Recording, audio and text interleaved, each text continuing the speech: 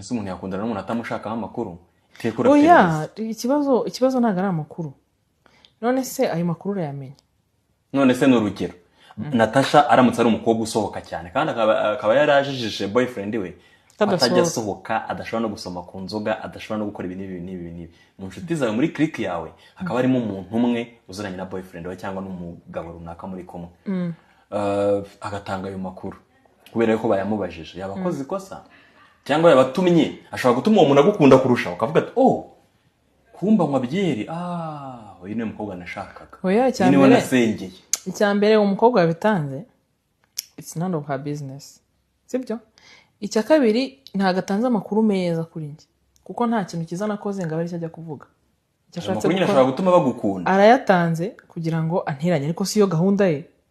ariko boyfriend biraterwa nuko abyitwaramo ashobora guhita kujyana kuri date agahita akubwira ati rero